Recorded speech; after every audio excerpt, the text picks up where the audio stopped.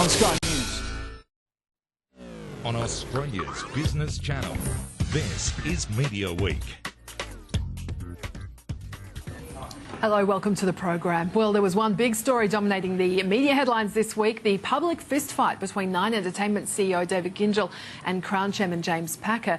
The images and video of the bust-up nabbed by News Corp Australia for a reported $200,000 going global. Our co-host James Manning, editor and publisher of Media Week, is here with all the details. James, just in terms of the coverage, it seemed to sort of peak Tuesday. I mean, it's still going on. But what do you think? I mean, is it going to pass soon? Will there be further implications, or will it, become just Sydney business folklore, if you like? Yeah, I think it will, Bride, exactly. We've covered, 7 years or so of this program, we've covered lots of things that massive blow-ups, and people predict all sorts of ramifications, and they do peter out after a few days, and I think we're going to see that here. I don't know if there'll be any ongoing things. I mean, it's interesting, isn't it? You described it as the biggest media story. It didn't really start that, did it? It was just two friends having a bit of biff, I guess. The fact that they, one had a big media background, the other one's still in the media, one of the biggest, broadcasters in Australia, gives it a bit of an edge, doesn't it? But then it became a real media story when the photos came onto the market. Another media company bought those photos, and we saw how that all played out. Absolutely. Just though, for any sort of implications for the companies, or particularly the media company involved, Nine Entertainment, the chairman coming out saying the board supports David Gyngell. I mean, do you see any implications? Yeah, no, I don't. I think, look, apart from the fact Nine really needs David Gyngell, he's in his second stint at the broadcaster. Didn't go too well first time. He was virtually working for James Packer, in effect, I guess, back then, wasn't he? With Kerry brought him in, and James was part of the business back then. This time, second time round, he's been much more successful. So, yeah, look, they need him very much, and, as long as he can handle the pressure. I mean, I don't know, I'm not going to sort of speak for him, but if, he might, if he feels remorse or something, but I don't think there's any way he'd stand down or anything. I'm sure it would never come to that. Okay, just on, I guess, the coverage of it as well. News Corp Australia reportedly paying more than $200,000 for the images, the video. What do you think? I mean, how has News Corp got value out of that? Well, I guess we've seen how they handle it digitally, and we might hear a little bit about that in a minute. But they used to cross their print assets, their digital assets, and it just focused the audience back and saying, yeah, look, this is a big play, this is a big story, and I guess it was putting a stamp saying traditional media, look, we're still an important place to go for finding out what happens. I mean, it wasn't just the photos; it was all the analysis that surrounded it in all their different properties. And they had still photography, they had some video, and their reporters just putting it all in context for you too. I think was quite important. Let's get some more on that, as James mentioning, News Corp Australia reportedly paying more than $200,000 for the images of the fight. So was it worth it? Well, to find out, we're joined by Elisa Bowen, Group Director of Digital Product and Development at News Corp Australia. Elisa, thank you so much for your time. Thanks. Well, just firstly, in terms of the web traffic, how was it impacted? Well, it was a really big day on Tuesday, and it's continued to be a really strong week. Obviously, it's all anybody's talking about, so we were pretty excited to have the exclusive content. But I think from my perspective, it really helps underscore what it is that builds digital audiences over a long term, and it is that quality content. It's having unique content that people are really interested in, and that's buzzworthy and that gets the community talking.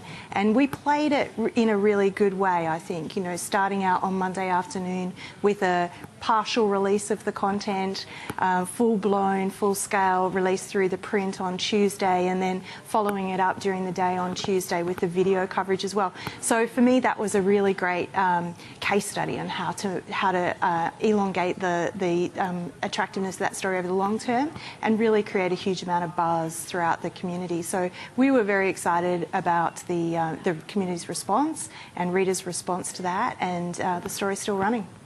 Be interested to hear too, I mean, you don't really have a paywall as such, but you have a metered system, don't you? Yes, we do. Now, for people that came up against their limits, have you got any sort of data yet on saying, did it spur a few more subscriptions, people who wanted to keep reading that story where they might have hit their free limit? Yeah, well, I think we definitely generate more engagement, obviously, so that does lead to people being confronted with the opportunity to subscribe.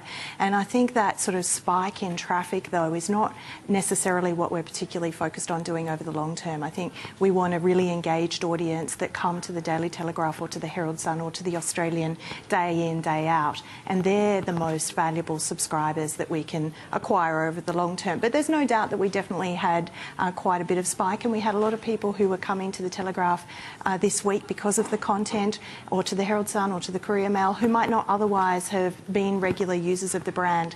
And so it's really valuable for us in terms of introducing new people to what it is that we have digitally, and maybe getting them interested in other content that we've got online. But it's more of a long-term branding thing as much as you're not really expecting to recoup your revenue. That's right. In the short term. Those kind of one-hit wonders from a traffic spike perspective are not helpful for either advertising sales or for really driving, subscriptions necessarily. It's really about building a sustainable audience, a really engaged audience over the long term. That's where we're really building the business. The watermark on the images almost became a talking point, a story in itself. Do you think that was a successful strategy in putting the watermark on it? Well, like that? it certainly sent a message to everyone that we were proud of acquiring that content, that hands were off in terms of stealing that content. And I think from that perspective, it was very effective, actually. We saw the humour in the memes that were circulating and the watermark hashtag. And so, we got people talking, and that in itself continued to extend the story. And I guess it was twofold, because it did stop some theft, if you like, some copyright infringement, but it also really branded it as a News Corp property. Yeah? That's right, that's right. We were in no doubt as consumers as to who had acquired those images.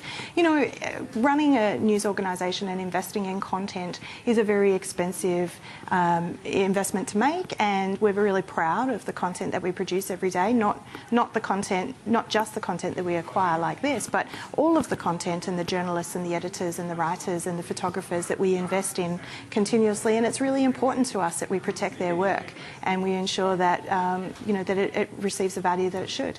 And just out of interest, can you confirm it was $200,000 or how much you paid? No, I can't, Bridie. Now, you've rolled out, coincidentally, this week, you've finished the Metro Railway, I think, of all your websites. It started maybe, the week prior or a couple of weeks ago. Yes. I think you went into Adelaide and Brisbane this week. This week, that's right. That was a nice time to do that, which would have helped the traffic. That's right. What's been the reaction so far? There was a few negative comments on some of the sites from people who were used to the old style and feel. Yeah, so whenever you change anything, you always get a little bit of a reaction from those who liked it the way it was. But that's the thing about digital that's so exciting. You can change things quickly, and you can adjust and pivot. The new look and feel was really designed to help bring some of the brand values that people really love about the Metropolitan tabloids back into the digital expression of that. And we're also seeing consumers now digitally much more focused on big, rich, visual interactives, lots of photos, lots of video. It's a kind of Pinterest phenomenon, if you will. So consumers are really engaged by that kind of visual context, and we needed to add more of that back into the product. We also wanted to create more of a premium feel, to set it aside from many of the other websites online, so we adjusted some of the way that the brand's presented. But the other really significant thing that we did was launch the Plus Rewards program. And the Plus Rewards program is a transformative moment, actually, because it takes us from offering a content subscription to a membership with all sorts of benefits. We launched with RDO subscription for 6 months, inclusive with your Metro Masthead Plus subscription. So those kind of benefits and value adds are part of the way we're trying to change the conversation with consumers about the value of subscribing to their paper. What's the initial, it's early days, but what's the initial take-up from subscribers? Yeah, those gifts, have you seen that? The digital magazine and the music streaming, I think it's been out for probably a week and a half now in a couple of markets. It's been out, but the marketing just launched this week, so it's probably, very early days, but we're certainly very encouraged, and certainly anecdotally, talking with friends and family, they're really excited about all of the new benefits and the new look and feel. So in certain areas, we've seen engagement really drive up in one particular vertical triple, so we're excited about that, but it's a constant iteration, and we've got a lot further to go. And do you think that you need to offer things like that now? Given it's such a competitive space with the likes of, Daily Mail Online, BuzzFeed, the like, all coming to Australia now as well? Yeah, I do think that it's important to provide a holistic value proposition to consumers, and that's really what we're trying to do. You know, at the core, though, it goes back to where we started this conversation. At the core is quality content that you can't get anywhere else, and that really helps you make better decisions in your everyday life or enjoy your city more or whatever else it is, to know what's really going on. So all of the Plus reward benefits of being a subscriber have to be built on a foundation of great content. We've seen a figure of 200,000 or just over 200,000 digital subscribers now across your network. I guess that's a starting point. You'd like a lot more. How quickly do you need to boost that? I mean, you obviously have internal targets. Yeah. Are you a long way off from, you know, a significant financial impact from those subscribers? No, I think those subscribers are already contributing materially to the overall profile of the business. So there's no question in our mind that we've got something real here. How far can it go? I think the entire industry is very much at the early days of charging for digital content online and through mobile, and so we're all learning together. I think we've got a really good start, and we've doubled the digital subscription base that we had just 9 months ago. So in that time we've seen really good ramp. We're not satisfied with where we are, and we need to keep pushing that further and further. Look, it's been great to get your thoughts on all of that today. Thank you so much for coming on the program. Thanks for having me. Elisa Bowen there from News Corp Australia. We're going to take a very quick break here on Media Week. Coming up, Fairfax staff protesting plans to cut another 70 jobs. Details next.